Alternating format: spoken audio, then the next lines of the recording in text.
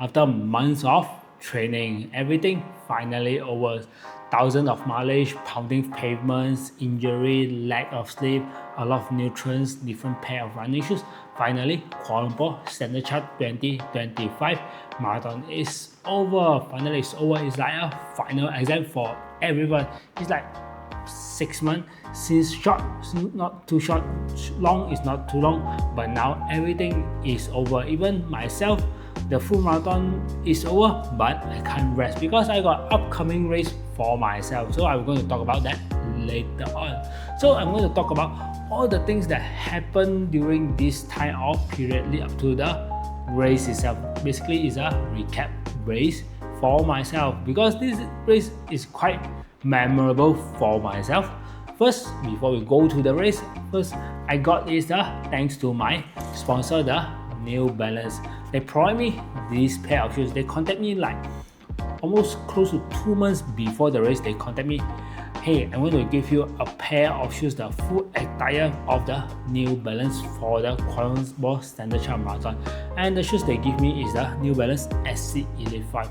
And I use it and I have no regret using this pair of shoes. It's very enjoyable throughout my run. It's very enjoyable, it's very bouncy, it's very responsive. You can see the battle mark of the shoes after the full marathon. I haven't really washed it, I just rinsed it with water because it's full with sweat, and you can see all the battle mark around the shoes. I really thank you New Balance Malaysia for giving me this pair of shoes and the full attire. Besides that, they also give me a running gear lead up to the Kuala Lumpur Standard Chart Marathon, the training gears, everything.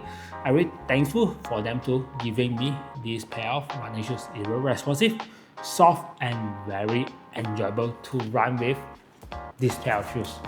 And the other one sponsor that I would like to thanks is the Amino Vital, that is the Ajinomoto Malaysia. They provide me all the gel during this 2 months period of training. They contact me and ask me, hey, I give you some sample, you can try on it. So I try on the sample of the Amino Vital, and before they contact me, I really try all this gel myself and I really confident with it. So they give me the blue pad and the red shot during my training period lead up to the race itself, and I'm really confident with this product. And during a lot of this training lead up to the race, I consume a lot of these two products and it's really good. For this year, the race I'm not really targeting any time because lead up to the race I have to do some coverage of the media. So I got the media pass from the Grigor event. So I got the media pass, so I did some coverage on the expo, and besides my personal work, so I have to cover the media coverage of the expo. So I have to went there like 2 hours walking around, talking, everything. So that really give me a tour of my body, not really resting. That it happened on the Thursday, but on the Friday I did go for my work, everything a bit slow on that day, but nighttime I went for the assist shakeout run. So finish everything is a bit late, almost like 10 to 11 when I reached home after shower everything. And the next day early morning I woke up around 4:30. I went to the race site because that day Saturday is a day 1 of Kuala Lumpur Standard Chart Marathon, that is 5km, 10km and kid dash on that day. I didn't stay until the kid dash. I stayed at the 5km and the 10km of the race. I did some coverage. There's a video at the link below so you can watch it. That is my day 1 of the coverage. Once I finish, once I back home, then I bring my son to swimming, and at the same time I editing the video and out in the same day. So basically my whole Saturday is full with coverage, editing video, and did my family job. So it's like whole Saturday is full with activities. And I slept quite early on that day because my whole day is very tired. I woke up around 4:30 in the morning and I run around, did around, fetch my son, do editing videos, having some family time. I slept almost around 8:30. I remember when I see my Garmin, 8:30 I fall asleep on that day, and I woke up at 12:30. 12:20 around that time in the night. So basically I got around quality sleep around 4 hours before the race. But it's fine, it's not really that much, but it's totally fine for me because I'm not really pushing the pace.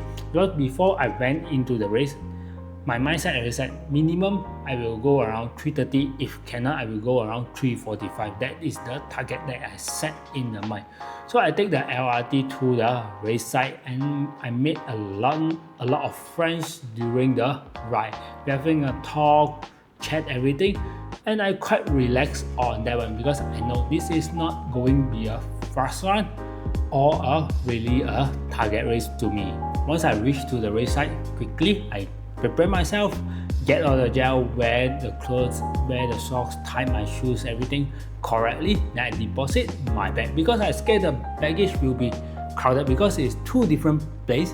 Because we're starting at the Jalan Sultan Ismail and the baggage is at the Dataran Merdeka nearby the Bangunan DBKL, and the finishing at the Stadium Merdeka. That is the two different places, almost like 2 kilometers away. So I scared there will be a chaos on the baggage deposit. So I quickly go there, deposit my bag, and everything went really smooth on that day. So once I deposit, and I look at my watch, it's like almost like 15 minutes extra time because I give myself some buffer just in case I miss the baggage deposit or long queue. So it's like 15 minutes extra. So I walk around the race site, meet some friends, talk things, take some pictures, everything, and I still like half hour more. So I just sat like there, clear out my mind.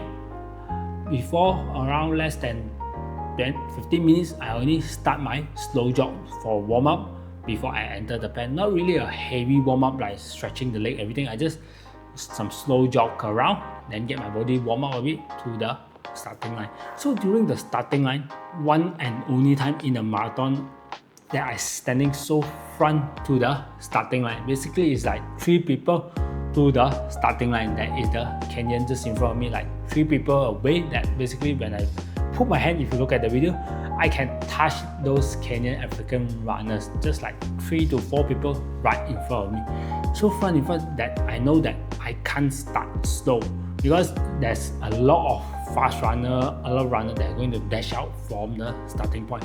So once the gun off, I just sprint because everyone will be sprinting really fast on that one. So I just sprint. I quickly get myself out from the crowd. I try straight go to the left, let everyone go first because I know I'm not going for like 4-minute pace or anything. So I just go out, even though the time I'm running around 4:20, 4:30 pace. So I get out of the way, go to the left side. So let everyone go. So on that day plan, my first kilometer is to go fast because I try to escape the humidity around the KL city. Because the first kilometer we are running around the city area, so there's a lot of tall building, and even though that day is feel like a bit chill, but when we running around the city when there's so much people, it feel very the humidity is very high and it feel a bit hot. Even though when I reached the first water station around 4 km, I totally all wet already.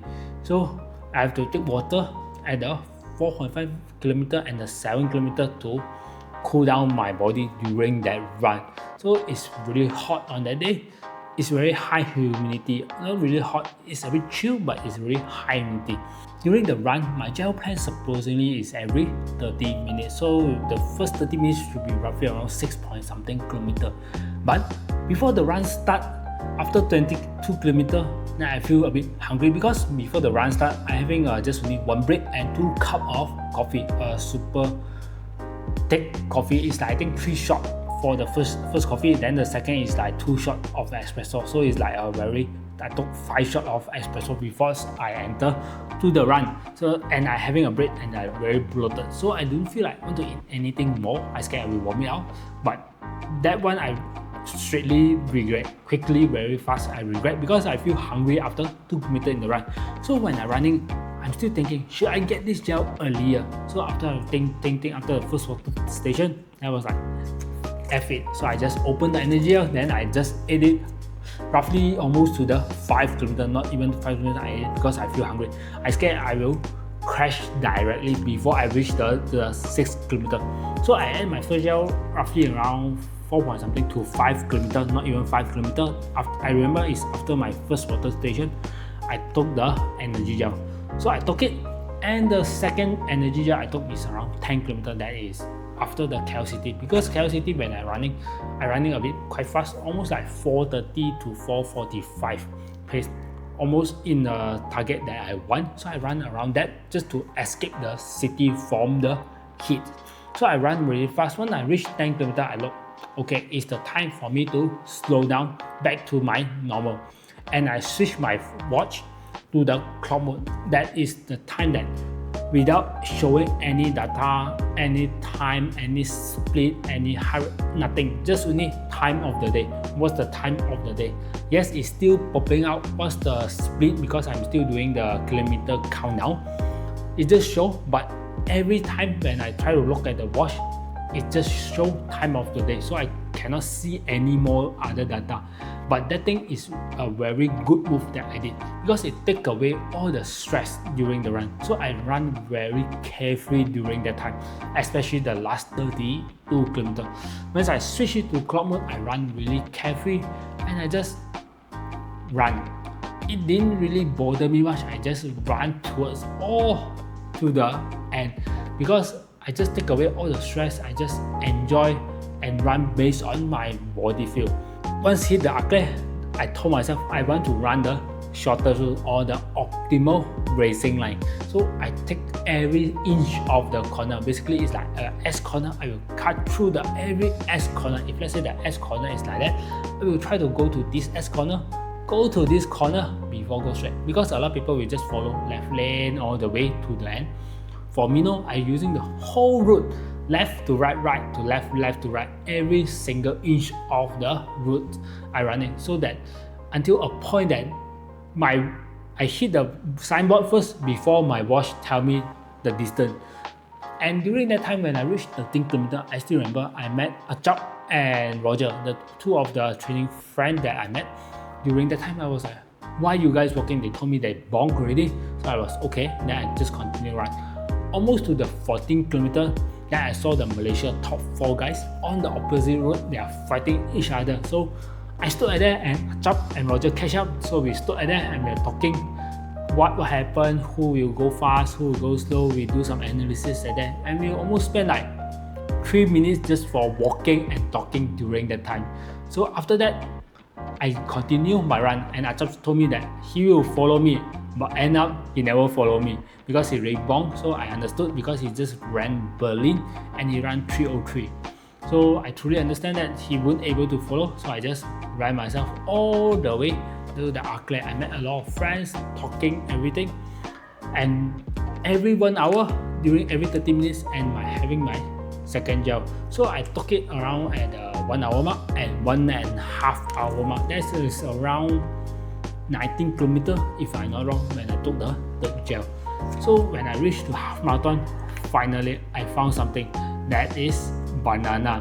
And in a time, I took 2 bananas because I'm so hungry.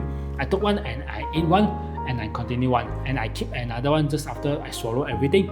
Then I ate the second banana. So at that time, I just go down to the, before go down, I met my another training friend, Ken. He's suffering because he go for a very fast time, and end up he having some cramp over there. Hopefully he will get back stronger next year. And I met Derek also. He was like suffering like that because that day is very hot and humid, especially at the city area.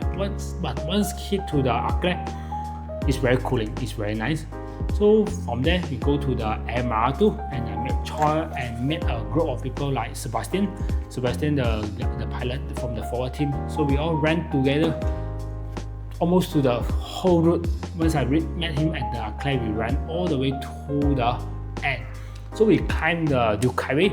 So climbing the Duke Highway, I didn't even look at my pace. I just run by feeling. Just push myself every single step all the way to the top. So once I hit the Duke Highway, I did a similar thing that I run on my racing line. All the racing line, that means that is go for every single corner that I can take, not just run on one side, using the whole route to the finishing. So along the road, I met a lot of friends that suffer. So I remember I reached around almost like 30 kilometers. There's one guy, he was cramping so much that I take my cramp fix, I just pass to him for him. Then I just continue my run to the end. So I go for the U-turns, everything to the Jalan Kuching. I still running a very consistent pace when I hit the Jalan Kuching. I did slow down a bit because I think I remember I reached almost like 35 km, 36 or 37. I can feel my leg a bit tired because I just keep running. I'm not sure how fast I'm going, even though I know the pace every speed. Then I met the chendol store. Definitely I won't go for chendol because I having 3 bananas, because one more banana is around 33 or 34, I can't remember. I having a banana there and I have 2 bananas at the 21 kilometers. So basically I having 3 bananas to fill up back my stomach. And I having like almost like close to 4 gel or 5 gel during that time. After the 5 kilometers, every 30 minutes I having 1 pack of this energy gel. And my last pack of energy gel, I took it around 2 hours 55 minutes. It's a bit early than my target time because I know I'm going to finish soon, so I have my last energy gel for myself. So I just took it and I met the half marathon runner. So we all ran together. Quite a number of runners. I did skip one of the water station when the half marathon and the full marathon merged together. The first, I think half marathon is around 17 kilometers if I'm not wrong. 16 or 17 is very a lot. Full of people, I skipped that water station. Luckily, I drink water every single station before meet to that one. So I skipped that because it's full with half marathoner. So I skipped that and I just keep proceed myself running and talking until the last water station. I need that because if I didn't took that, it's almost like 25 minutes to 30 minutes without water. So I took that one, I stopped and talked with all the volunteers before I run myself all the way to the finishing line. Even though the uphill, I did saw John when I playing with the water bell. I saw John not far away. I did try to catch him, but when I push, because I did stop, play around, then I push. Then my hamstring a bit pull, so I just maintain my pace, go up the hill. So I unable to catch him. He was like almost like 10 seconds just in front of me. So I just let it go. I will catch him. Next time I won't play the bell, then I will try to catch him for my next race. So once I finish, I consider finish quite strong this time and very enjoyable. So I finished my marathon time in 3 hours 23 minutes and 4 seconds. So it's like a very enjoyable, memorable run for me.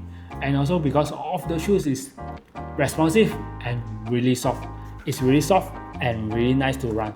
One more thing is really stable. Even though, especially the last part, you can see, I did land a bit on the heel of the shoes, not the one this side. It's a bit land on the heel, but the shoes is really stable. So definitely, these shoes might be my best shoes of the year, New Balance SC84, because it's so comfortable and really nice to run with. So this is the ending of the Kuala Lumpur Standard Chart Marathon 2025. It's nothing drama, just a lot of jokes along the ways, stupid jokes, some dirty jokes, laughing, singing songs, everything with a lot of people around. It brings a lot of happiness, and especially the event, everyone is very enthusiastic, especially all the volunteers. They have to wake up quite early in the morning. They all very enthusiastic to cheer for us. Really kudos to them and kudos to the management team, the organizer team, everything. So definitely we are looking forward for the next year. So what's next after the KL Standard Chart Marathon?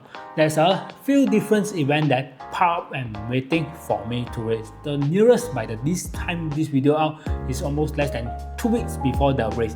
That will be the Changsha Marathon by Klscm. So I got the Global Elite Program by Klscm. So I will be joining the race. So that race I will be running full marathon with another 4 more Malaysians that selected for that race. So it will be a fun race, and let's see how's the race like in China because this is my first time racing in China. Previously, I raced in Hong Kong, so this time I will be racing in China. People I hear it's very fun and really happening, so I can't wait to go for that race. But once after I come back, a week later, I will racing the Garmin half marathon, and one more week later, I will racing the Mizuno S Academy. So once I finish, by end of November, I will fly to Bangkok for the amazing Thailand half marathon with Kipchoge. So this is the race that upcoming waiting for me. So this is the ending of this recap video that less drama but a lot of fun action happened during the race. For me, it's a very enjoyable and really happy, and I really satisfied with my result this time. Even though I didn't get the PB or top 3 fastest marathon, I think I get the 5th fastest marathon that I ran. But I really enjoyed this time with pain-free, cramp-free, or anything. See you guys on the next race.